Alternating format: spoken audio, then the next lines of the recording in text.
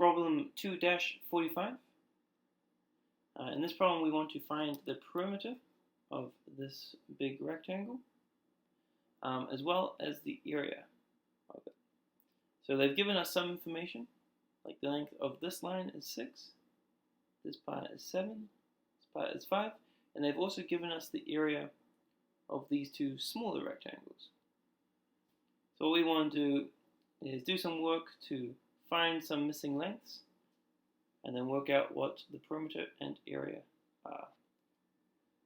So I've copied the problem out, and so we can start working here. So the first thing you can kind of do is, if we know this length is 5, and we know it's all, a nice rectangle, then we also know that this length is going to be 5 down here. And you can make sure of that, you can check your work, because the area of this smaller rectangle should be these two sides multiplied together. So if you do 6 multiplied by 5, you should end up with 30. In the same way, because we know this is 7 down here, we also know that it's going to be 7 up here, and we can do the same thing with 6. Put 6 over here. So the only side length we don't know is whatever this one here is, and this one here, but they will be the same. But we do have a 5 here, and a 40. So we want to know 5 multiplied by what is going to equal to 40. So you can try out a few different numbers, maybe do the division if you would like, but we can get that it's going to be 5 times 8. And you can quickly do that multiplication in your head to get 40. So that is going to be 8 there. And so we'll also have 8 over here. Now with all that information, we can actually calculate the perimeter. And to do that, we just need to add up all the numbers around the edges. So it's going to be 5 plus 7, going around this way, plus 8, plus 6, plus 7, plus 5, plus 6, plus 8. So that's going to be the perimeter. So we can kind of go through and start adding them up. Shouldn't be too bad. So 5 plus 7 is going to be 12.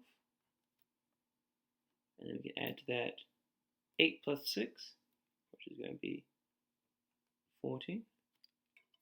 And add to that 7 plus 5, which is going to be 12. And add to that 6 plus 8, which is going to be 14 again. We can add these numbers together, so it's going to be 12 plus 14 is going to be 26. And we're going to be adding to that 12 plus 14 again, so we know that's going to be 26.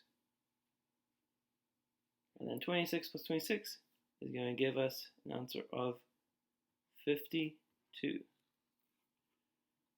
So we know that the perimeter is going to be 52 units. A little box around our answer there. So that's how long it is all the way around the outside of the rectangle. But to calculate the area, we're going to have to work out what the area of these two smaller rectangles are. So to do that, we're going to have to multiply 7 by 8. So 7 multiplied by 8. And that's going to equal 56.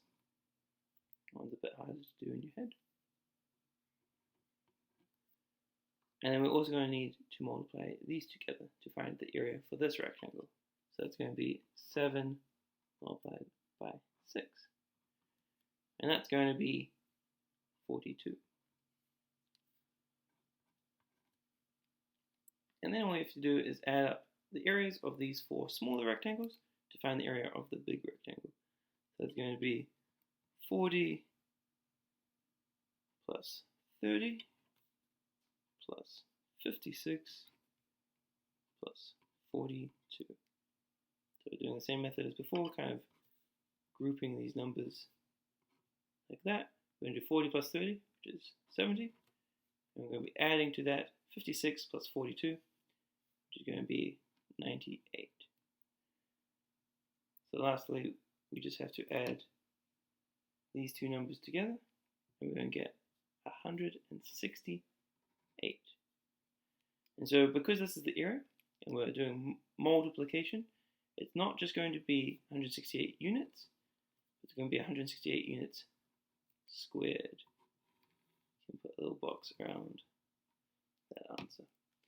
Now we could also have found the area without doing this addition if we had just added these numbers and these numbers, and then we could have multiplied these two sides together to have found all the area at once.